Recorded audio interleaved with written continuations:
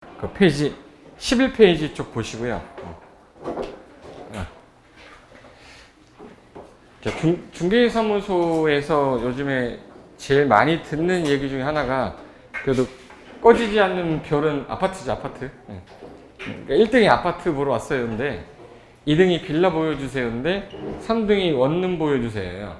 근데 4등이 소형주택 지으려고 하는데 토지 보여주세요가 4등이야. 최근에 많아졌다는 얘기지. 예전에는 지금 현재 뭐 중개업을 하고 계신 분도 계시겠지만 거의 대다수가 중개하면 아파트였거든요. 왜? 많으니까. 많다 보니까 그거 했겠죠. 투자도 많으니까 한 거고. 예를 들어서 내가 쉽게 집을 사고 팔 수는 있지만 땅은 쉽게 사고 팔고 못했던 이유가 사는 거랑 파는 거랑 애매하거든요. 제가 토지 책 쓸 때 맨 위에 주제가 뭐였냐면 세상에서 제일 쉬운 게 땅 사는 거예요. 그랬었어요. 세상에서 제일 어려운 게 땅 파는 거거든요. 그러니까 땅 사는 거 되게 쉬운데 땅 파는 게 어렵다. 그냥 돈만 있으면 땅 사는 거니까. 근데 아파트는 오늘 사서 내일 팔 수도 있는 물건이지만 이게 이제 수요자가 많으니까. 근데 토지는 그렇지 않다 보니까 사람들이 버려놨었는데 최근에 들어서 아파트 규제, 양도세 규제, 뭐 종합부동산세 뭐 이런 것도 규제를 많이 받으니까 사람들이 이제 선회하는 거잖아요. 이제 제대로 된 내가 거주할 집 하나랑 뭐 매달 월세가 나올 수 있는 뭐 이런 물건을 좀 찾아보겠다. 이걸로 많이 돌아가고 있는 추세인데 그러다 보니까 도심지 내에다가 나 한번 주택 줘볼게 라고 해서 소형주택 지으려고 하는데 토지 보여주세요 라고 하는 사람들 많아요.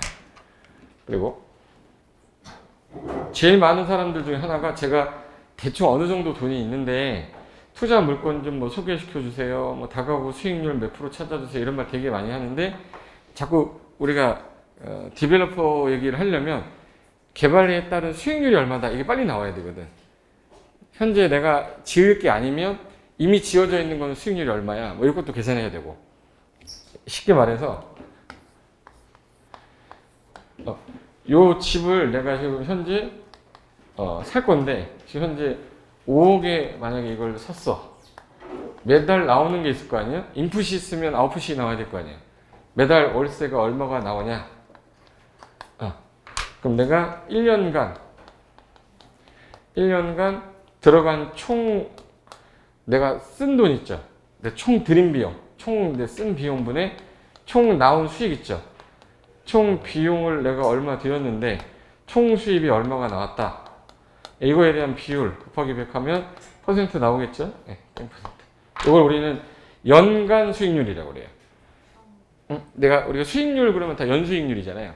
근데 1년간 내가 이만큼 썼는데 이만큼 나왔어. 그래서 우리가 은행에다가 1억을 현금으로 넣었어요. 은행에다 1억을 현금 넣으면 1년 뒤에 1억을 찾을 때 이자가 붙잖아요. 그게 보통 한 210만 원 정도가 제일 많이 주는데요. 그러면 1억을 넣었는데 210만 원이 나왔네. 1년간. 그럼 얘는 2.1%죠.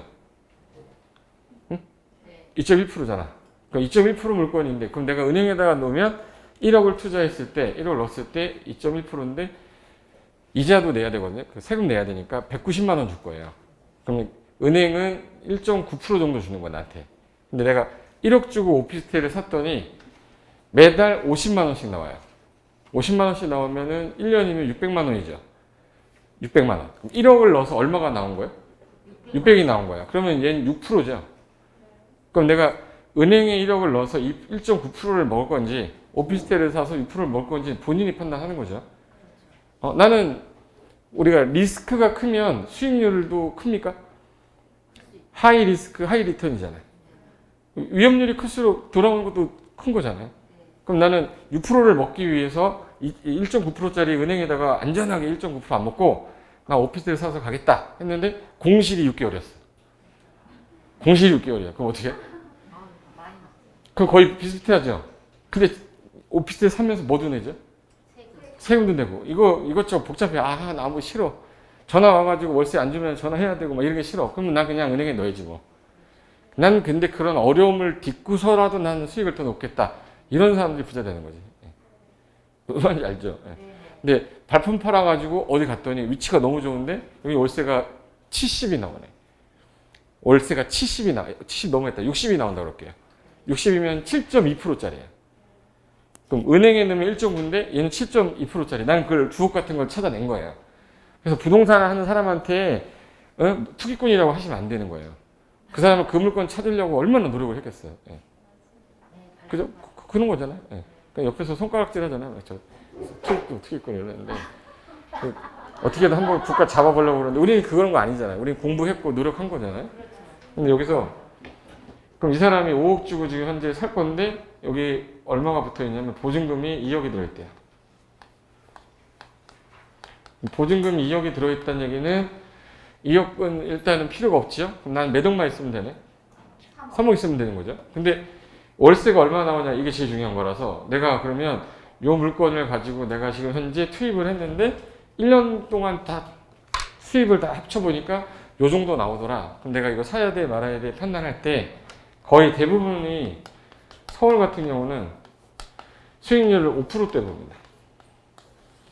그러니까 한 4.2%다, 4.3%다 이러면은 애매하다고 그래요. 근데 5% 되면 확 그냥 사버려요. 6%짜리는 못 사. 이미 날라갔어. 나오자마자 이게 개공께서 다 가져가셔요. 부동산에서 좋은 거 빨리 딴 데 빼잖아. 좋은 물건부터 빼지 말고 일단 나쁜 건 다 빼놓고 좋은 거는 나중에 언제든지 뺄 수 있잖아요. 그러니까 물건을 보여줄 때도 제일 먼저 나쁜 것부터 보여주게 될 수밖에 없어요. 재료 빨리 떨어버리고 좋은 건 나중에 언제든 팔 수 있으니까. 그러면 보세요. 내가 지금 현재 갖고 있는 돈이 하나 물어보고 시작이지. 여기가 화곡동 쪽이거든요. 화곡동 쪽인데 나대지 보이세요?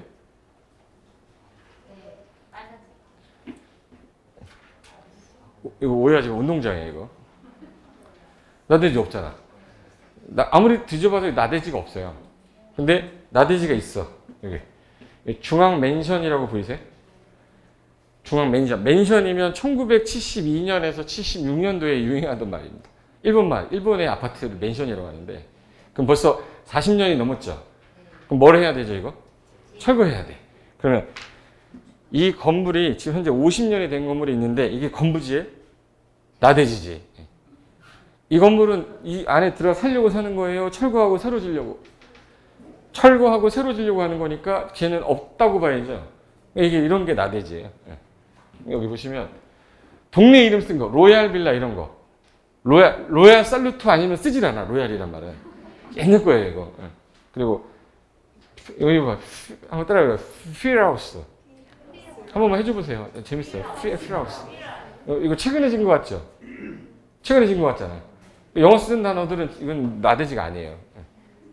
화양 빌라, 뭐 이런 빌라, 로얄 빌라 이런 거는 옛날 건물이야. 그럼 하늘에서 봤을 때 나대지 되게 많이 있어요. 근데 저런 거를 건물을 치운 상태에서 땅을 보고 여기다가 어떻게 줘야 이게 디벨로퍼인데 건물이 있으면 그 다음부터 상상이 안 가기 시작해.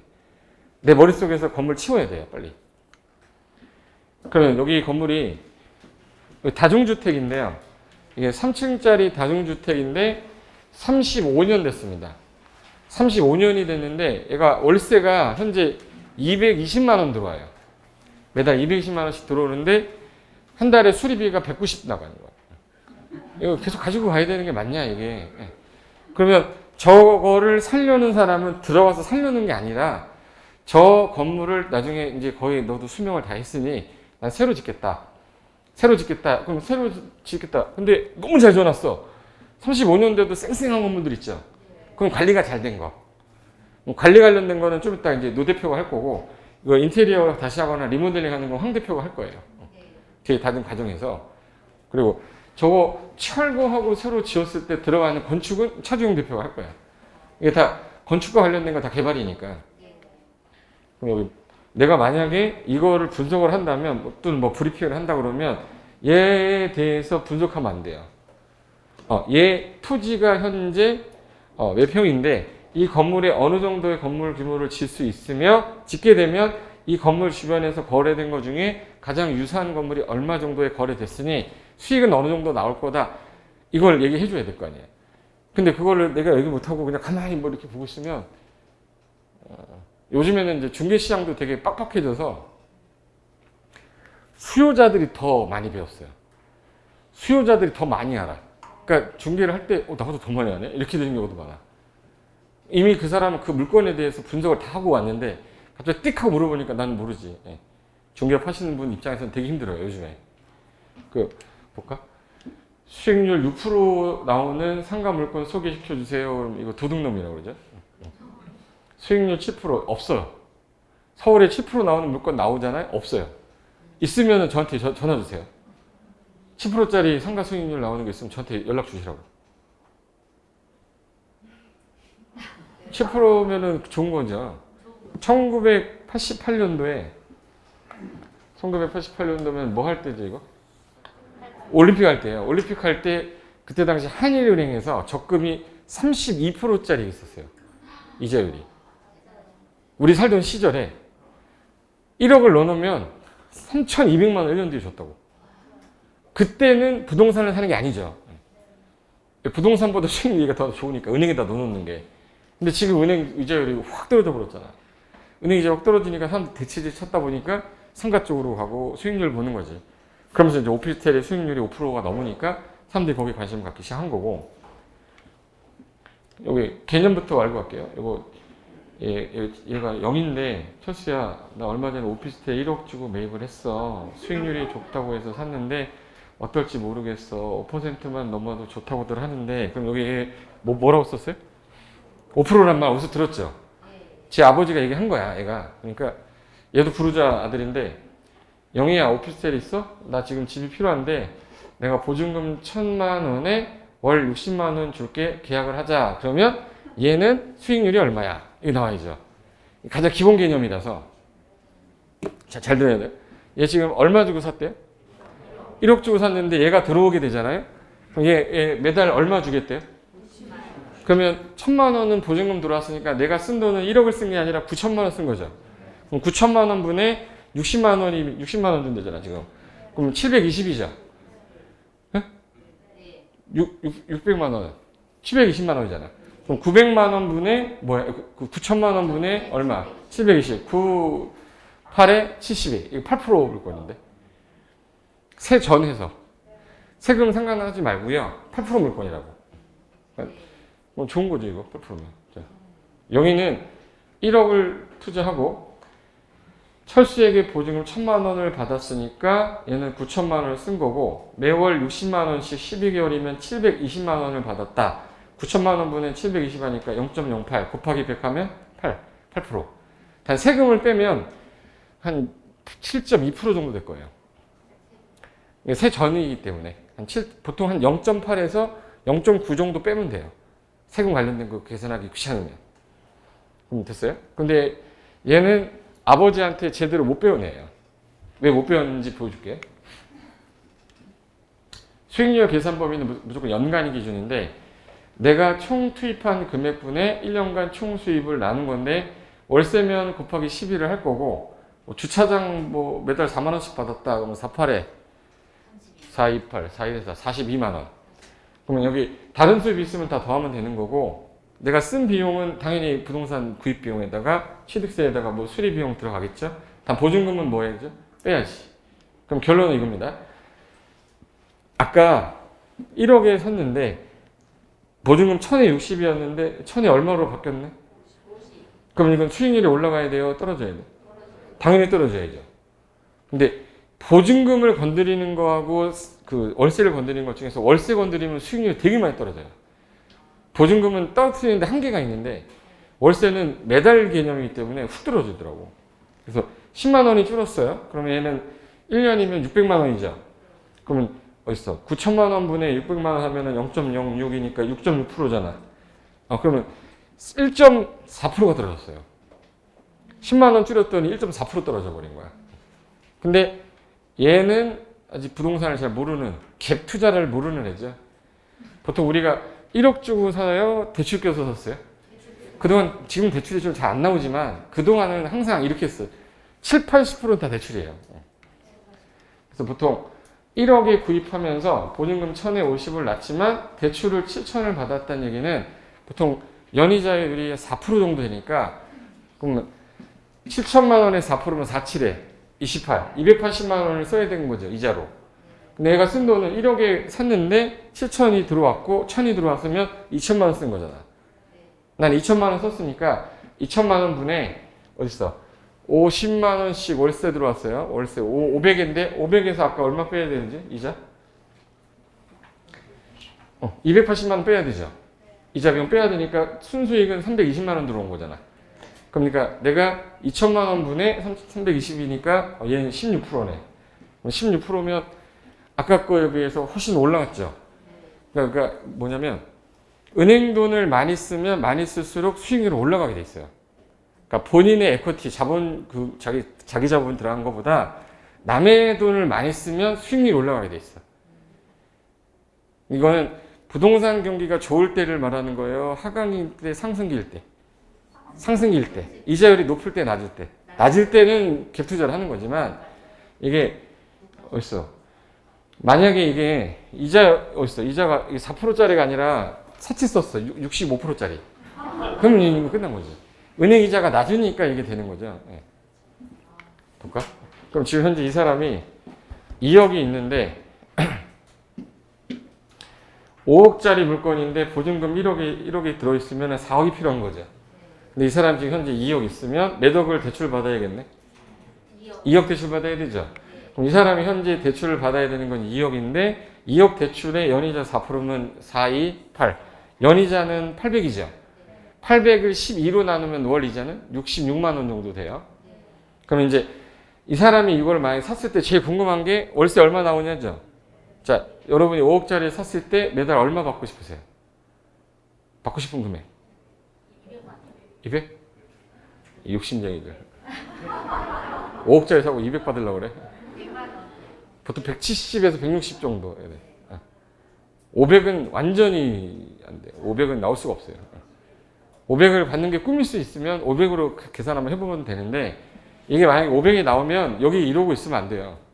달려가야 돼. 이거 어떻게든 쟁취를 해야 돼요. 머리를 끄덕이 줘갖고 내가 먼저 샀다고 이렇게 해야 되는데. 이게 현재 수익률이 이 사람이 2억인데 몇 억 대출 받아야 된다 그랬어요? 근데 1억만 있으면 3억 대출 받아야죠. 남의 돈을 많이 쓰면 수익률은 올라간다고 그랬잖아요. 은행 돈 써야 되거든요. 그 이유가 뭐냐면 500이 나올 수는 없는데 500으로 한번 계산해보고 200으로 한번 계산해볼 건데 500으로 한번 해볼게요. 월세 500. 월세 500이면은 자, 아까 얘가 얼마 있었어? 보증금이 1억이었고 2억 있었죠. 그럼 몇 억을 대출받아야 된다고? 2억 대출받으면 2억에 4%니까 428, 800만 원이에요. 800만 원인데 월이자는 66만 원. 66만 원을 빼야 되죠. 500에서 66을 빼면은 424만 원. 424만 원. 그럼 얘는 월 실수익이 424만 원인데 여기다가 12 곱하면 5,200만 원. 5,200만 원. 그럼 이 사람이 1년 동안 쓴 돈은 얼마 쓴 거예요? 투자한 금액은? 2억 썼고 이자 뺐잖아요. 실수익이 424만 원이니까 12 곱하면 5,200이잖아요. 5,200이니까 곱하기 100. 2는 4, 2, 60, 26%짜리네. 이게 월세가 500이 나오면 26%짜리예요. 26%면은 달려가라고 했잖아요, 아까. 이게 26%인데 만약에 월세가 이게 200만 나온다. 그럼 계산 다시 해야 되잖아요. 그거 귀찮아서 일단 그 부동산 계산기라는 어플이 있거든요. 흰 색깔 바탕에 검은 색깔 글씨로 돼 있어요. 부동산 계산기 이렇게 해가지고 어디냐면 그 15페이지 맨에 보면은 노란 색깔로 이렇게 해놨어요. 부동산 계산기. 여기 보시면은 부동산 계산기라고 클릭하면은 이게 5칸이 나오거든요. 5칸이 나오는데 제가 아까 얼마짜리라고 그랬지 이거? 이 물건 얼마짜리? 5억짜리. 나 얼마 있었어요? 2억. 그럼 여기다가 부동산 계산기 치면은 여기 이렇게 투자 수익률이라고 나와요. 그럼 거기 5칸 채우는 건데 여기다가 얼마짜리였어 이거? 5억. 투자 금액은 2억. 보증금이 1억. 월세가 500이다. 대출금리 몇 프로? 4%. 그럼 26% 이렇게 나와요. 이게 무슨 말이냐면 얘 들어가시면 위로 올리면 밑에 이자율이라고 이렇게 나오는 게 있거든요. 그래서 평수 이자 해가지고 내가 대출받을 금액이 2억이다라고 엔터 치면 이 화면이 나올 거예요. 그러면 아까 몇 프로짜리였지? 4%. 그럼 4, 2, 8. 800만 원이죠? 800을 12로 나눈 값이 월이자잖아. 그러니까 66만 원이죠. 이거 엑셀이에요, 엑셀. 이거 엑셀을 내가 들고 다니면서 컴퓨터 킬 수는 없잖아요. 그러니까 플랫폼이라는 거는 기존에 있던 PC에 있던 거를 보기 편하게만 전환해 놓은 프로그램이에요. 그래서 여기다가 2억 계산해봐라 해서 2억을 넣었더니 자 4%일 때 월 이자는 66만 6,666원이고 연이자는 800이다. 요거 그 뜻인데 보세요. 요 투자 수익률이라고 하는 거 요거 밑에 보면 평수 이자 누르면 요 놈이 나오는 거예요. 궁금하면 눌러보시고 이 5칸 치우면 무슨 뜻인지만 확인하고 갈게요. 아까 몇 억짜리였었지? 5억인데 나 얼마 있었고? 2억. 보증금이 1억. 500만 원 월세가 나오는데 대출이 4%짜리가 껴있다. 그럼 이제 계산하기 누르면 오른쪽에 몇 프로라고 나왔어요? 26%. 왜 이게 26%냐? 매수 금액은 현재 5억인데 투자하는 금액이 2억이라서 보증금 1억을 떠안았으니까 2억의 대출이 필요하다. 5억 중에 2억이 대출이니까 대출 비율은 40%고 깡통 아니고 대출금리 4%에 따라 이자가 월이자 얼마? 66만 6,060원이잖아요. 500에서 이걸 빼면 월 실수익이 433만 원이잖아요. 곱하기 12 하면 5,200만 원이에요. 5,200인데 나 얼마 집어넣었죠? 2억분의 5,200이니까 26%다 이 뜻이에요. 세 전, 세 후. 세금을 계산 안 한 거예요. 여기서 한 0.8% 정도 빼면 25.2% 정도 물건 되는 거라고 보시면 돼요. 25% 물건 정도 되는 건데, 자 봐요. 이 내용을 누구한테 보내줘야 된다 그러면 카톡하고 메시지 중에서 카톡으로는 좀 그렇고 문자 메시지로 보내면 좀 있어 보여요. 그래서 딱 누르면 화면 바꿔서 여기 있어. 메시지 클릭하면 우리 아들한테 보내는 거 보여줄게요. 그래서 아들 금융지 보내면 여기 화면 이렇게 떠요. 이렇게. 그래서 이거를 만약에 이걸 워드를 친다고 그러면 이거 이틀 걸려요. 이틀 걸려요. 콜론 찾다가 못 찾고 엔터 치고 전화 오고 막 그러면 못 찾아. 근데 여기 26%라고 돼 있는데 여기다 하나 더 써줄게. 밑에다가 해당 수익률은 세 전 수익률이고 한 대략 한 25% 정도로 감안하시면 되겠습니다. 라고만 얘기하면 돼요. 법적 책임은 나한테 없다 이렇게 해야 되니까. 네가 26%라면 이렇게 할 거야 또. 그래서 이거는 대략 이 정도 나옵니다. 라고만 얘기하시면 돼. 근데 아까 제가 2억이 아니라 1억 있으면 대출이 몇 억으로 늘어나죠? 3억. 그럼 수익률은? 올라가요? 떨어져요? 올라가. 본인 자기 에코티가 적게 들어갈수록 많이 나오게 돼 있어요. 그래서 아까 숫자 투자 금액 2억을 숫자만 바꾼 거예요. 1억으로 바꾸고 계산하게 하면 이게 몇 프로 나오냐면 48% 나오잖아요. 수익이 올라갔죠? 왜 올라갔는지만 보여줄게요. 5억인데 나 1억밖에 없는데 보증금 1억 더하면 대출 3억이 필요하다. 대출 비율은 60%고 4%에 따라 이자가 월 100만 원 나가는데 500 들어왔었으니까 400이 나온다. 4,800이 연수익이죠. 1억분의 4,800이니까 48%지. 이게 되신 거죠? 네. 하나 더. 제가 500은 나올 수가 없다고 그랬죠. 200도 안 나와. 200이 나오면 저한테 전화 주세요. 이거 만약에 200으로 내가 바꿔볼게요. 숫자만 바꿔서. 200으로 바꿨고 투자 금액이 2억 그대로입니다. 그 상태에서 내가 월세 200을 받는다. 그럼 계산하기 누르면 8% 나와요. 8% 나왔다는 얘기는 무슨 뜻이야 이거? 사야 돼 안 사야 돼? 사야죠. 7.2% 정도 되는 거잖아. 그러니까 200이 안 나온다고. 180이나 160 나오면 잘 나오는 거예요. 근데 이거를 무슨 말인지 못 알아들으면 이거 주워 사야 돼 말아야 돼 이렇게 하고 있으면 안 되니까 되게 기준을 잡으셔야죠. 여기 어딨어? 이게 8%인데 한 0.8 빼면 7.2% 정도 되는 거구나. 그럼 이 물건은 괜찮은 거구나. 이렇게 가야 되는데 이거는 지금 현재 세전이기 때문에 취득세 등의 세금을 아직 설명 안 한 거니까 세금 관련된 거는 나중에 김윤석 대표가 와서 할 거예요. 그럼 이거 보세요. 투자 수익률 계산하려면 옛날에는 거의 엑셀이라는 이렇게 프로그램이 있어요. 저도 있긴 있는데 안 써 이제. 거기다 숫자 넣으면은 엑셀은 이제 산식에 의해서 숫자만 바꾸면 값이 달라지지 않습니까? 네, 그거 귀찮아서 이제 안 쓰고 대부분 요거 쓰는데 이게 김연우라는 분이 있는데 이분이 그 주식 하던 분이거든요. 주식 하시던 분인데 디벨로퍼 1기 할 때 왔던 분 사람이에요. 35살이었는데 지금 벌써 그럼 37, 8 됐겠는데? 그때 이 친구가 뭐라고 그랬냐면 자기가 일하면서 돈 되게 많이 벌긴 많이 벌었는데 친구도 없고 뭐도 없다는 거야. 너무 스트레스 받는데. 그래서 자기는 다른 사람을 사고 싶어서 부동산 쪽을 한번 알아보려고 왔는데 생초보였어요. 부동산에 대해서는 아나무인이었습니다. 아무것도 몰랐어요. 아무것도 몰라. 뭐 물어보면 대답도 못하는 사람이었는데 목표는 정해져 있어요. 한 달에 무조건 500 정도만 나오면 나 일 떼어러 치고 그거 하고 싶다는 거예요.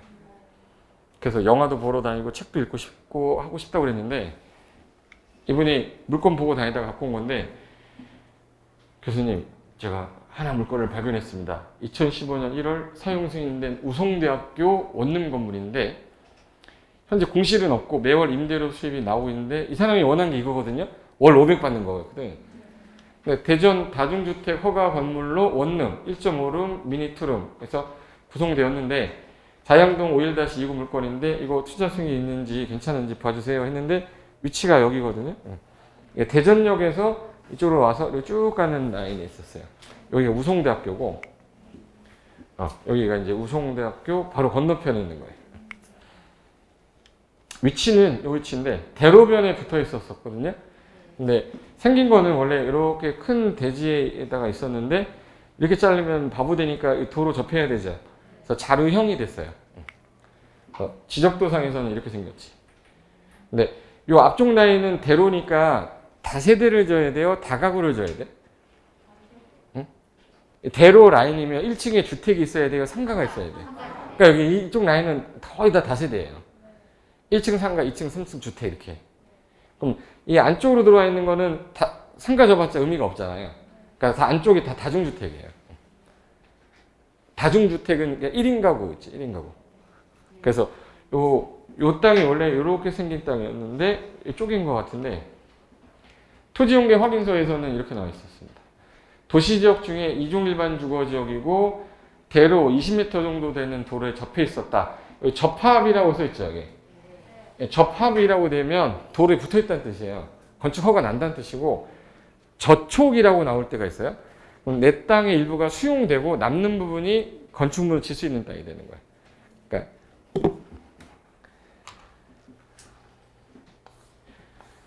이렇게 돼서 이렇게 붙어 있어요, 이렇게. 그럼 이걸 접합이라고 하고요. 내 땅이 이렇게 돼 있으면 이건 도로에 뭐 됐다고 그래? 저촉이라고 그래요. 그럼 저촉. 가로 열고 이렇게 써 있으면 이 부분은 이제 수용되고 이 부분에다 건물 지면 돼요. 그러니까 접합은 붙었다는 얘기고 저촉 그러면 일부가 들어갔다. 도시공개 시설 부지로. 얘는 접합이라고 되어 있었고 가축 사육 제한구역이 떴다 그러면 일단 도시화된 지역이에요. 축사하지 말라는 얘기잖아. 축사를 하게 되면은 이 앞에다 축사 한번 해보실래? 앞에다? 그럼 이 동네 진짜 난리도 아닐 거야. 그래서 도시화되는 지역을 만들려고 할 때 제일 먼저 하는 게 가축사육 제한구역이에요. 그래서 신도시 만들 때 택지개발지구는 100% 가축사육 제한구역이고 서울시도 다 가축사육 제한구역입니다. 그리고 교육환경보호구역이니까 주변에 학교 있는데 아까 우송대학교 있었어요. 우송대학교.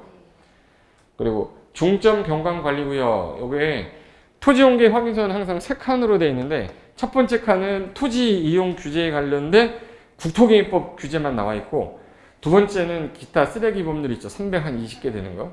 나머지가 토지 이용 규제 기본법인데 제일 중요한 법이 국토개입법이라 얘한테 한 칸 드린 거예요. 그러니까 여기는 이중일반주거로 쓰셔야 됩니다. 아까 이중일반주거 건폐율이 얼마? 60에 용적률 200. 그럼 여기 있는 건축물 대장 뜯잖아요. 그럼 건축물 대장의 건폐율이 땅이 좀 작으면 거의 59.2% 이렇게 됐을 거예요. 땅이 좀 크다 그러면 한 50% 정도? 용적률을 찾아 먹어야 되기 때문에. 이게 용적률을 못 찾아 먹는 이유가 1조 때문에 못 찾아 먹거든요. 그래서 생긴 게 이렇게 생겼어요. 지금 현재 요 전체 요 땅이었는데 이렇게 잘리는 거 보이죠?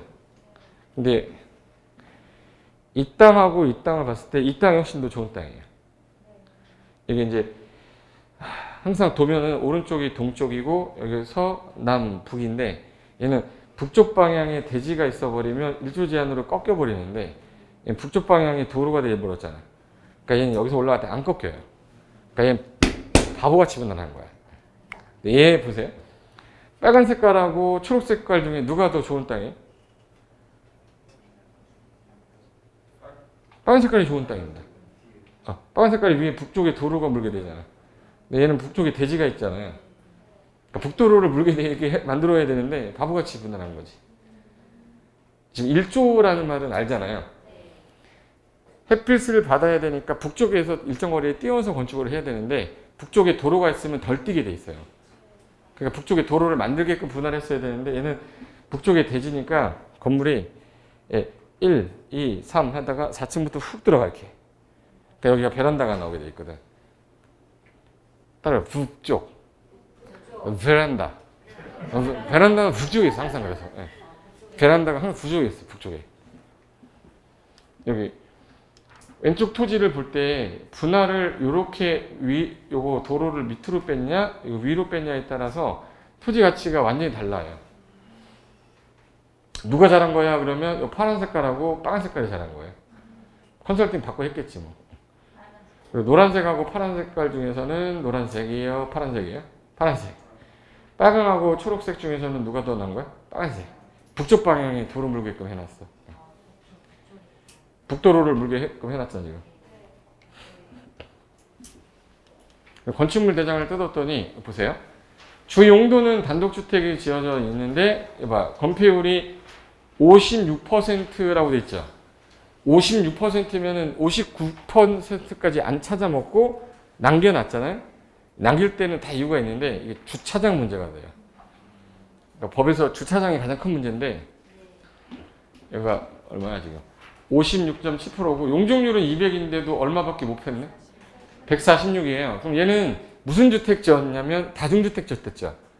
이거 개정되기 전에는 지금은 개정이 돼서 다중주택이 지금 3계층 이하로 바뀌었거든요. 근데 옛날에는 2년 전에는 3층 이하로 져야 돼요. 그러니까 1, 2, 3층 이하로 줬어야 돼. 근데 지금은 3계층으로 바뀌었어요. 1층에 상가, 2층에 상가 해놓고 다중 줘도 돼, 3층을. 지금은 좋아졌는데 옛날에는 무조건 3층이었었어요. 지나가다가 3층짜리다가 웬만하면 다 다중이었어요. 근데 지금은 그 당시에는 3층 이하였기 때문에 1, 2, 3, 3층이죠. 3층이고 다중주택 돼 있는 거예요. 그리고 연면적이 289제곱미터인데 이 289제곱미터 이거 맞춘 이유가 주차장 때문에 이렇게 됐을 거예요.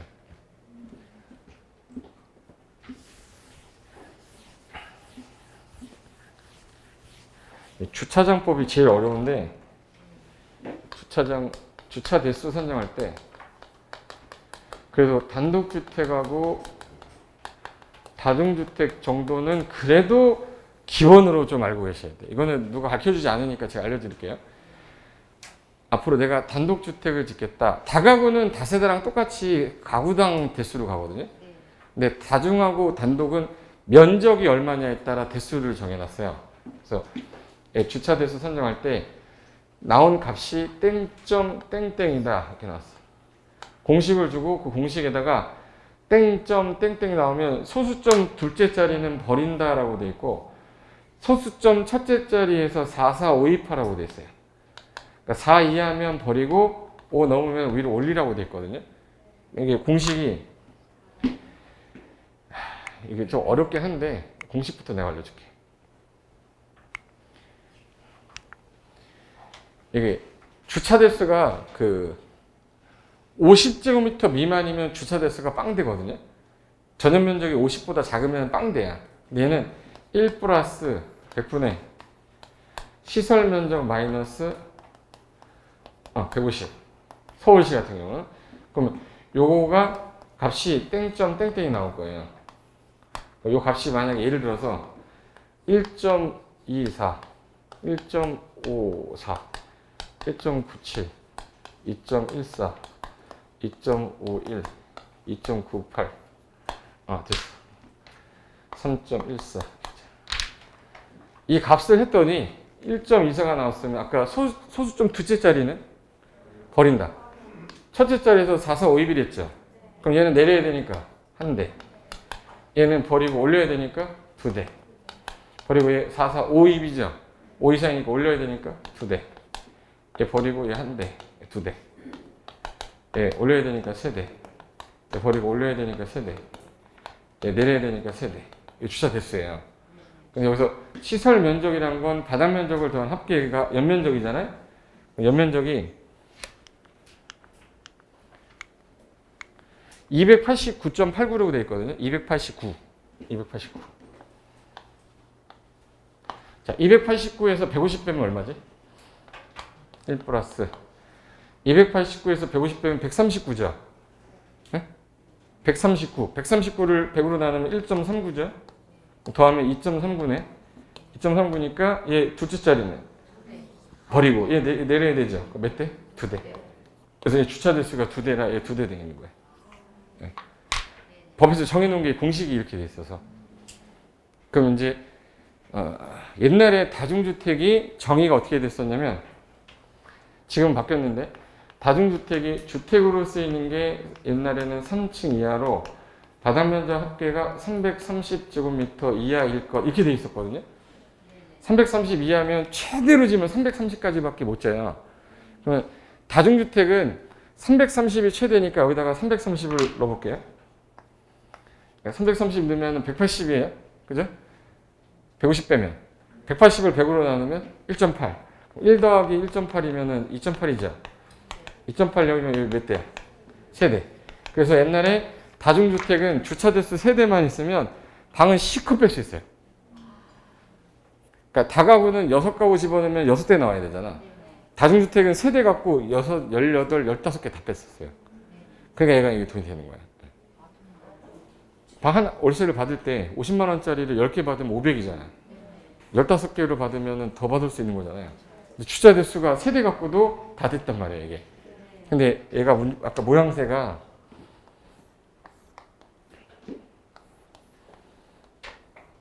이렇게 됐잖아요. 주차를 여기다가 넣기가 되게 애매한 거예요, 주차 대수가. 그러니까 여기 딱 보니까 두 대까지밖에 안 나와, 여기가. 그럼 두 대에 맞춰야 되니까 얘를 크게 못 지은 거예요. 그러면 두 대로 최대로 지을 수 있는 면적을 찾아야 될 거 아니에요. 그럼 공식에 써 있어요. 이게 이 값이 두 대가 나올 때 최대값을 찾으면 되죠. 이거 아무도 안 가르쳐 주는 건데 내가 가르쳐 줄게 오늘. 얘가 4에서 버리는 거죠. 2.49 하면 최대잖아 이거. 이거 버리고 죽여버리고 내려야 되잖아. 그럼 두 대죠. 그럼 2.49가 나오려면 어떻게 되는지 보여줄게요. 1이 일로 오면 1.49죠. 네, 천천히. 아무것도 아니에요. 나는 이 x값을 보고 싶은 거야 지금. 그럼 이게 2.49가 나오면 최대잖아요. 최대로 지을 수 있는 거를 난 찾고 싶은데 두 대로. 땅이 두 대밖에 안 나오는데 난 최대 얼마 지을 수 있냐를 궁금한 건데 그럼 이게 1이 넘어가면 마이너스 되는 건 알죠? 그럼 1.49가 될 거고 그럼 100을 1로 곱하게 되면 x 마이너스 150은 149가 되겠네. 그럼 x에다가 149 더하면 299네. 그럼 건물을 지을 때 여기가 100이면 300이죠. 300 되면은 얘 세대 나와요. 그럼 299면 두 대죠. 그럼 여기 1을 죽여버리면 돼. 그래서 99로 하면 되지. 그럼 299죠. 최대로 지어서 두 대로 최대로 이렇게 지을 수 있는 거예요. 만약에 내가 이걸 주차 대수 두 대잖아요. 근데 얘가 만약에 이걸 300으로 지면 세 대가 나와야 돼요. 그럼 여기 이거 잘라서 없애버리고 주차장 하나 더 들어야 돼. 못 팔아먹잖아 이거. 첫날인데 너무 어려운 거 했나? 주차장은 이건 건축사들이 잘 몰라요. 알긴 아는데 이 사람들은 예술가야. 건축사는 예술가예요. 수익률 분석가가 아니에요. 주차 대수 몇 대면 돼요? 그러면 최대 넣어야 이쁘게 나올 것 같은데 이렇게 안 하고 두 대 넣으면 최대한 많이 빼면 이거 안 해요. 여기는 세 대 빼야 돼요. 그리고 이쁘게만 해놔. 수익률하고는 달라 이 사람들은. 근데 우리는 이제 어떻게 해야 되냐면 연면적을 299까지 하면 두 대로 충분하니까 두 대 빼고 299까지 갑시다 했어야 되는데 이 사람은 10자부터 날렸어. 289라고 돼 있죠. 289.9889 나왔잖아요. 299까지니까 10제곱미터 3평 더 줘도 되는데 3평을 더 줘도 되는데 그냥 땅이 크니까 이렇게 대충 진 것 같아. 내가 만약에 전문가였다 그러면 저는 건축 면적을 좀 더 한 평 더 키워서 3평 다 찾아 먹어야지. 그럼 방이 5평짜리가 6평짜리가 하나 더 나오는 거야. 건축물을 어떻게 짓냐에 따라. 일단은 중요한 건 주차 대수 때문에 이렇게 된 건데 보세요. 다중주택은 단독주택하고 똑같이 주차 대수 계산하는데 지금 현재 연면적 289잖아요. 제가 아까 1 플러스 100분의 시설 면적 마이너스 150이 됐어요. 그래서 2.3구인데 두째 자리 버리고 4서 5입 내리니까 몇 대로? 2대. 그래서 2대로 가능한 거예요. 원래 이 자리였었거든요. 이게 아까 이 대로변에서 봤을 때 이 동아 오토바이 자리였어요. 동아 오토바이 자리였는데 이 오토바이가 나가면서 앞에는 다세대지라고 그랬죠. 다가구질했지. 1층에 뭐 넣고? 그래서 여기다가 줘놓은 게 요거 줘놨는데 여기 이제 상가고 그 다음에 주택 그리고 여기 북쪽 방향이라 일주지랑 걸려서 꺾여서 얘는 3층까지밖에 못 친 거예요. 근데 얘는 안에 게 요 물건이에요. 그래서 1, 2, 3층이죠. 그래서 여기 방 15개 뺀 거예요. 주차 대수 2대 갖고. 주차 대수 2대 갖고 방 15개를 뺐기 때문에 이게 500이 나오는 거예요. 월세 500을 만들려고 저렇게 한 건데 건축물 대장에 있는 거를 그냥 그 엑셀로 보기 편하게 제가 옮겨만 놓은 건데 보세요. 다중주택이고 대전광역시 동구에 있는 거고 용도지역 이종일반 주거인데 대지 면적이 197제곱미터인데 혹시 그 우리 대지에 적용을 해야 되는 면적이 200제곱미터거든요. 이 대지라고 해서 이 대지 같은 자식아 이 대지 200 이상이면 적용해야 되는데 얘는 200이 안 됐잖아요. 적용 안 해도 돼. 그래서 얘는 땅이 적용이 안 돼 있어요. 60평을 넘으면 적용하셔야 돼. 10% 정도를. 근데 이거는 200제곱미터가 안 됐기 때문에 적용을 안 했다. 그리고 연면적은 289제곱미터고 지금 현재 총 15세대를 뺐는데 원룸 9개, 1.5룸 4개, 미니 투룸 2개. 지하 1층, 지상 3층으로 해서 철근 콘크리트조로 뽑았는데 거의 다중주택은요. 예전엔 다 지하로 뺐어요. 이게 작은 땅에다 짓다 보니까 방을 개수를 빼야 되거든. 근데 지금은 얘는 땅의 위치가 되게 좋잖아요. 그리고 지하를 파면 건축비가 1.8배에서 1.9배 더 들어가요. 그러니까 지하 땅을 파면서 들어가는 비용이 너무 많이 들어서 건축비가 많이 들기 때문에 최근에는 거의 지하 안 빼요. 그리고 1층을 피로티로 해서 주차장 만들고 다 위로 가요. 비용은 많이 들었는데 지하는 또 분양도 잘 안 돼. 그러니까 사람들이 지하 안 파는 거예요. 근데 요거 지하는 지금 현재 없음이라고 돼 있고 지상은 289고 그리고 공기공지는 5,000제곱미터 이상의 큰 건물일 때 제거하는 거니까 대상 아니고 적용은 200 이상이 아니니까 제거 안 했다. 주차 대수는 아까 1 플러스 100분의 289 마이너스 150에서 2.39대 그래서 2대 이렇게 된 거예요. 건축물 대장에 있는 거 그대로 옮겨만 놓은 건데 그래도 엑셀로 보면 좀 더 이뻐 보여요. 그러니까 바라보기가 좀 편해서 이렇게 바꿔놓은 건데 자 그럼 수익형 부동산 이거 아까 제가 연우 씨한테 제일 먼저 연우 씨 내가 제일 먼저 물어본 게 뭘 물어봤을까요? 얼마짜리야? 이렇게 물어봐야지. 얼마짜리야? 했더니 얼마짜리야? 했더니 8억 5천짜리래요. 그 융자 있어? 있대요. 2억 4천. 이자율 얼마야? 했더니 3.8%짜리래요. 보증금 얼마인데? 했더니 보증금이 4,600 있었대요. 제가 지금 무슨 말인지 아시죠? 난 지금 수익률 물어보는 거잖아. 그 월세 총 얼마 나와요? 그랬더니 월세가 지금 현재 월 차임이 549만 원 나온대. 500짜리 나오는 물건이라고 내가 찾아오라고 그랬잖아요. 그래서 이걸 찾아온 건데 그러면 이걸 가지고 수익률이 얼마냐를 따져야 되는 거라서 아까 부동산 계산기 어딨어? 이거 누르면 화면 5칸에다가 채우라고 그랬잖아요. 자, 얼마짜리였어요? 8억 5천. 그러면 보증금이 현재 4억 6천이니까 이거는 빼고 그 다음에 내가 대출 들어있는 거 빼야 되죠. 빼면은 5억 6천이 필요해. 그래서 실투자 금액 5억 6천이고 월세는 549만 원 나오고 있었고 대출 금리가 3.8%짜리입니다.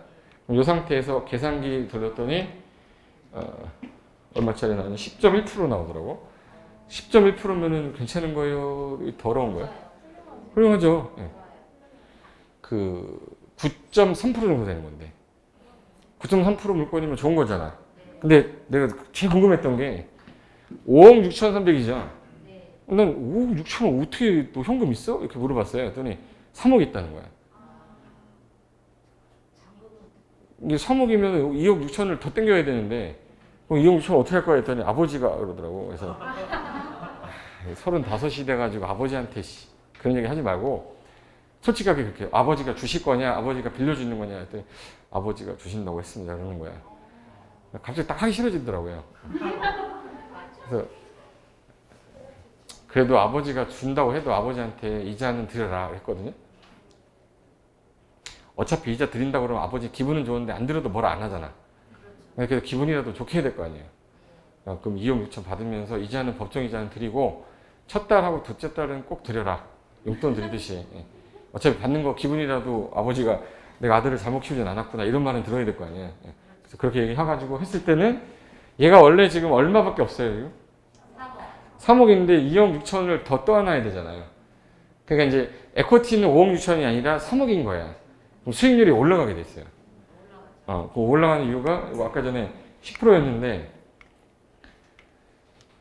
지금 현재 3억으로 계산하게 되면 수익률 15%대로 바뀌어요. 그러니까 아버지한테 이자 드리라고. 어차피 안 들어도 되는 건데. 못 알아듣는데 어떡하지? 일단 제 말은 뭐냐면 3억으로 해서 대출을 더 빼면 수익률이 올라간다 이 말이고 어떤 분이 있냐면 여기 8억 5천인데 보증금만 떠안고 자기는 대출을 갚아버릴 거래. 이런 분이 있어요. 요즘 받기도 힘들어 죽겠는데 갚겠대. 그러면 그 기존의 걸 다 갚으면 현재 8억이 들어가는 거거든요. 8억 5천에서 4,600을 빼야 되니까 그럼 8억 1천 정도가 현금이 들어가는 건데 그러면 3억 들어갈 때랑 8억 들어갈 때랑 얘는 수익률이 떨어지겠지. 수익률이 어떻게 떨어지냐면 세 개로 제가 한번 해볼 건데 현금을 8억 370만 원을 썼어요. 보증금만 떠안고 샀을 때 그러면 얘는 수익률이 8.2%로 바뀌는 거예요. 그러면 7.4%. 7.4%면 이 대전에서는 고민합니다. 왜 고민하냐면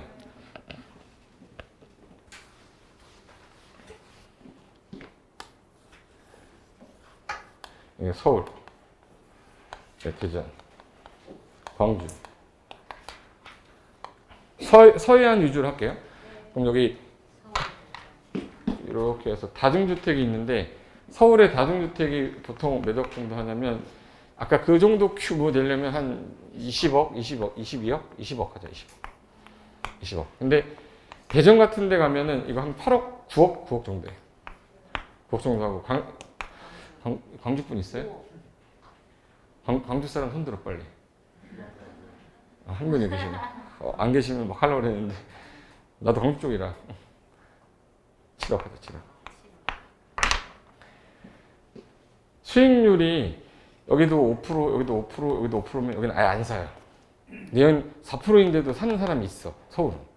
왜 그러냐면 월세는 낮은데요. 서울은 땅값 상승률이 되게 높아요. 그래서 3년 뒤에 팔 때 땅값이 올라서 24억에 팔았다. 그럼 양도 차익이 얼마지? 4억. 얘는 그러면 월세 안 받고 4억의 자본이득을 보겠다라는 사람들이 있어요. 땅 가격이 올라가는 속도가 너무 높기 때문에 서울 같은 경우는. 근데 대전 같은 경우는 나중에 4년 뒤에 팔 때 이거 한 10억? 양도 차익이 몇 억이에요? 1억이야. 근데 수익률이 5%면은 남는 게 없잖아. 그러니까 7% 정도 안 되면 안 살려고 그래요. 대전 분들은 5%는 거들떠도 안 봐. 이게 어느 지역이냐에 따라 약간 다르다는 거예요. 이 사람은 수익률이 낮지만 자본이득이 있을 수 있기 때문에 이 사람들은 미래의 토지 가치를 보고 살려는 거고요. 지방으로 갈수록 토지 가치 올라가는 게 좀 달라서 사람들이 수익률이 높아야지만 살려고 그래요. 대전에는 그래도 한 6% 이상은 돼야 된다, 7% 이상은 최소한 돼야 된다 이렇게 표현하는 거고 저 지방으로 더 내려갈수록 막 9% 이렇게 막 그래요. 나중에 갖고 있다가 대팔 때 남는 게 없는데 그럼 수익률이라도 줘야 될 거 아니냐. 그래서 수익률 높은 거 찾으려고 하는 경향이 있는 거예요. 근데 지금 현재 우리는 수도권이니까 현재 4.5%여도 자본이득이 나올 것 같으면 한다 이 뜻이에요. 그래서 세 개 비교하면 지금 현재 이 사람이 실제 에코티는 3억 들어갔고 얘는 5억 6천 들어갔고 얘는 8억이 들어갔으면 실제적으로 제일 적게 들어간 애가 수익률이 높을 수밖에 없는 거잖아. 근데 이거를 원하는 것도 아니고 이걸 원하는 것도 아니고 저는 중간 정도는 해야 된다고 생각해요. 적당한 대출이 있어야 적당한 수익률을 받을 수 있는 거지 너무 많이 투자를 안 하고 남의 돈만 갖고 하다가 무너지는 경우도 많으니까 이쪽으로 너무 가려고 하지 마시고 이것도 너무 이용을 안 하는 건 아니라는 거예요. 그래서 최소한 50% 정도에서 40%는 써야 돼. 그래서 DTI 40이잖아 지금. 정부가 딱 맞춰줬어요. 40 정도 쓰라고. 근데 옛날 70 나올 때가 좋았지.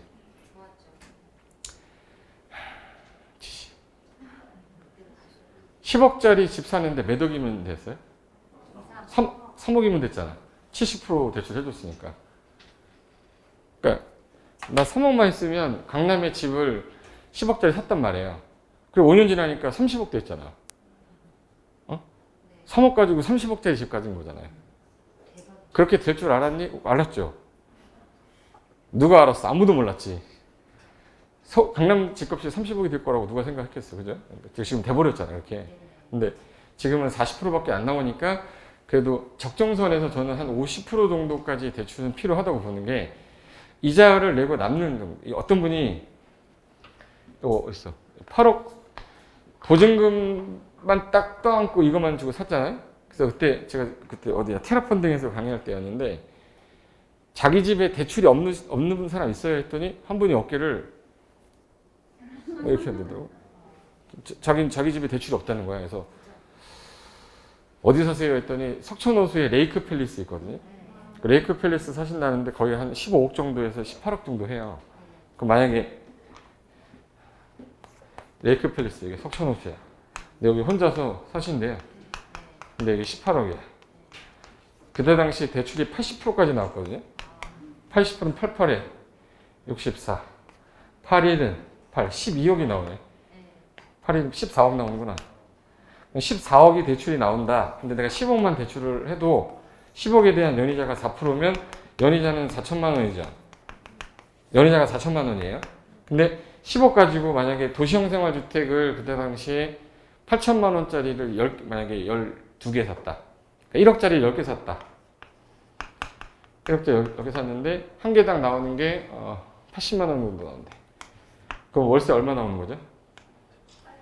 월세 800이죠. 월세 800이잖아. 4천만 원을 12로 나누면 월이자 얼마죠? 380? 400이라고 하자. 400을 빼도 400만 원이 월수 수익이잖아. 그럼 이분은 여기서 400만 원을 매달 날리고 있는 거야. 이게, 예. 그냥 18억짜리 현금 주고 사버리면.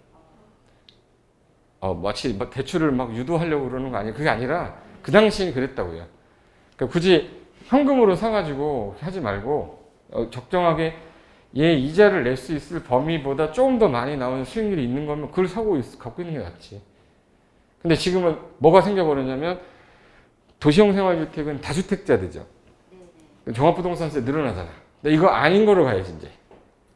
예? 그렇죠. 그럼 이제 이거 아닌 거로 가야 되니까 상가를 가든지 토지를 가든지 해야 되잖아요. 그래서 농지 취득하려고 했더니 농지 규제한대 또. 그러면 취득은 쉬워. 세금은 내면 되잖아. 그러니까 농지도 취득할 수 있는데 양도세가 올라간 거지 나쁜 건 아니에요. 취득은 하는데 어차피 양도세를 낸다는 얘기는 이득이 있었으니까 내는 거잖아. 그러니까 아예 없는 것보다는 낫잖아요. 그래서 그렇게 하면 되는 거고 일단은 제가 말씀드리는 거는 어느 지역이냐에 따라 원하는 수익률이 약간씩은 다르다. 내 수중에 돈이 얼마냐 있냐에 따라 수익률이 달라진다. 내가 어느 정도 선에서 대출은 쓰되 너무 안 쓰는 건 좀 아닌 것 같다. 이 정도만 아셔도 돼요. 우리가 이제 수도권에 있으니까 수도권 지역을 얘기한 거고 자 그러면 뒤에 이거 24페이지 가시면 이게 이 사진이 이 사진이에요. 미래 가치라는 게 이 건물이 갖고 있는 수익률도 있지만 토지 가격이 올라갈 수 있는 가능성이 있으면 자본이득도 생길 수 있는 거잖아요. 근데 여기 제가 그 대전광역시청 사이트 들어왔더니 여기가 순환선 역사, 지하철 역사 들어오더라고. 이게 우송대학교 바로 정문이에요. 근데 여기서부터 요 정도 거리면 100m 좀 넘는 건데 200m 정도 되는데 그럼 역세권 아니에요. 그럼 나중에 완공이 됐을 때 그래도 토지 가치도 올라갈 수 있으니까 현재 월세도 나오고 조금 이따 되팔 때 요거 나중에 양도 자본이득도 생길 수 있으니까 요거는 괜찮겠다라고 결론 지었는데 예, 우송대학교 캠퍼스 정문에서 도보 1분 거리 있고 대전지하철 2호선 순환선이 확정이 돼서 200m 역세권이 있습니다. 그래서 집가 상승 가격 시세 차익 충분히 다 볼 수 있는 위치에 있으니까 요거 괜찮은데 대로변 24m에 위치하고 있어서 건물을 재매도 할 때 좋은 위치 선점하고 있어서 투자 가치도 있어 보이고 수익률도 현재 상태면 10%인데 우량 물건이잖아요. 그래서 이거 아니면 내가 하겠다 그랬더니 바로 사버렸어요. 여기 어디서 소개받았냐 그랬더니 여기 대박 공인중개사에서 소개시켜줬대요. 이 쪽박 공인중개사 되는 거야. 이 물건은 내가 잡았어야지. 그러니까 이게 중개업 하시는 분이 단점이 있고 장점이 있는데 좋은 물건을 많이 가져가는데 그걸 못 잡아요. 계약서 써야 되거든. 계약서 일단 쓰는 게 습관이 되신 분은 수익률 안 따져. 근데 투자하는 중개사분들 있어요. 그분들은 계약서 쓰는 게 중요하지 않아요. 좋은 물건 남으면 싹 잡았다 갖고 있다 되팔더라고. 그러니까 그래서 중개사 자격증은 따놓으면 좋아요. 근데 이제 중개사는 따기가 쉽지 않아요. 이제 상대평가로 바뀌고 상대평가로 내년에 아마 내후년에 바뀔 것 같아요. 그럼 이제 2차에서 평균 점수 높은 사람이 붙는 거야. 이제 옛날에는 공법을 꽈락만 넘으면 합격했는데 공법 점수가 높지 않으면 이제 다 떨어지는 거야. 어떻게 보면 나한테는 좋긴 한데 이게 사람들한테는 공부하는 사람 입장에서 안 좋죠. 이번에 40만 6천 명 보는 거 아세요? 우리나라 1등 국가고시가 수능이 46만 명이거든요. 2등이 중개사예요. 40만 명. 공무원이 22만 명. 이렇게. 국가고시 중에서 제일 이제 내년이면 내가 볼 때는 수능 이길 수 있을 것 같아요. 근데 이제 자격증 딸 수 있냐? 못 한다니까. 그냥 2만 명 딱 끊어버리면 38만 명을 이겨야 돼. 못 한다는 거야, 이제. 젊은 친구들만 따야 돼. 그러니까 자격증을 따겠다 그러면은 올해 무조건 내년에 끝내지 않으면 평생 못 딸 거야. 이미 따신 분들은 저 입이 찢어지죠, 지금? 근데 여기 이 중개사분이 제일 처음에 나왔을 때 뭐부터 분석했었어야 되냐? 이거 얘기하려는 거예요. 그 물건이 얼마에 나왔냐? 8억 5천이랬죠. 응? 8억 5천이 나왔다고 그랬는데 월세가 얼마가 나왔다? 빨리 물어봤잖아요. 그러면 이거 내가 지금 현재 수중이 얼마 있지? 대출 얼마 나오지? 총 이거를 내가 매달 월세를, 이자를 얼마를 내야 되는데 월세에서 까도 매달 300만 원씩 나오면 이건 해봐야겠다. 내가 3억 넣어가지고 매달 300이면 괜찮잖아. 이거 해야죠. 이 물건이 그런 물건이구나라는 건 판단을 하려면 빨리 내 머릿속에서 수익률 개념이 있어야 되는데 8억 5천이 싸게 나온 건지 비싸게 나온 건지 이거에 개념이 없으니까 못 사는 거예요. 8억 5천이면 되게 싸게 나온 거야 이거. 지금은 아마 제가 볼 땐 10억대 넘었을 거예요. 지하철 완공이 되면 11억, 12억은 갈 거 아니야. 그럼 자본이득도 4, 5억 정도 나올 텐데 이 친구는 그럼 얘 뭐 하고 다닐 것 같아? 영화 보고 다닌다고 그랬죠. 영화 보기는 작년에 중개 자격증 따가지고 지금 대학원 다녀. 부동산 대학원 다녀. 무슨 말이냐면 자기는 쉬고 싶다고 그랬는데 재밌는 거야 이게. 막상 해보니까 이렇게 재밌는 게 있었는데 자기는 아침 일찍 나가가지고 그 VIP 무슨 사람들 뭐 비 맞추고 뭐 이런 게 싫었나 봐요. 자기가 싫다는데 뭐. 근데 자기가 적성이 좀 맞는 게 하니까 이거 괜찮네? 그러다가 이제 맞들인 거지 뭐. 그래서 또 물건 찾아다닌다고 뭐 하더라고요. 저는 근데 이 사람이 요 땅이 아까 8억 5천이 나왔잖아요. 근데 아까 그 당시 2008년도 지을 때 땅값이 되게 쌌어요 저기가. 그러니까 평당 600인가? 600이면은 원가 들어간 게 아마 6억인가 들어갔을 거예요. 다 건축비까지. 근데 8억 5천에 파는 거잖아. 그 사람도 2억 5천을 먹었잖아요. 그러니까 결론은 누가 돈을 제일 많이 먹냐면 디벨로퍼가 다 먹는 거야. 땅 사서 진 사람이 제일 많이 가져가요. 그리고 이 사람의 장점이 뭐냐면 4, 5년 정도 되고 했을 때는 하자가 거의 없어요. 10년 정도 됐을 때부터 하자가 나오기 시작하거든. 근데 자기는 이제 이용해서 수익 먹을 거 다 먹고 팔고 나가는 거잖아. 그냥 욕도 안 먹고 돈만 벌고 나가는 거야. 근데 수익률이 좋다고 그래가지고 딱 샀더니 맨날 전화. 형광등이 깜빡거리는데요. 물이 안 나오는데요. 뭐 하수가 터졌는데요. 그러면 그때부터 이제 관리가 힘들어지는 거지. 그래서 관리는 노경환 대표가 이제 얘기해 줄 거예요. 7월 달부터는 전화기를 꺼 놓으십시오. 뭐 이러면서 7월 달이 장마 딱 오면 전화 계속 오거든. 7월 달부터 이제 장마 오면은 빗물 들어오잖아요. 그럼 방수하는 방법, 방수했을 때 어떻게 해야 되는 방법, 뭐 그런 것들 나올 거야. 그래서 그거는 자기가 상식적으로 알아두면 다 써먹는 거니까 알고 계시면. 그리고 그 어떤 분이 건물이 되게 많은데 한 뭐 10채가 있는데 관리를 못 한다는 거야. 그러면 이분이 만든 사이트가 관리 어플이 있는데 되게 잘 만들었어요. 그 관리비도 받기 되게 편하게 만들어 놨고, 그래서 그런 것들 알아두시면 내가 나중에 이용할 수도 있는 거니까 그런 거 알고 계시면 되고. 잠깐 쉬었다가 월세 수익률 관련된 거 매도 가격 보는 거 좀 잠깐 볼게요. 잠깐만 쉬겠습니다.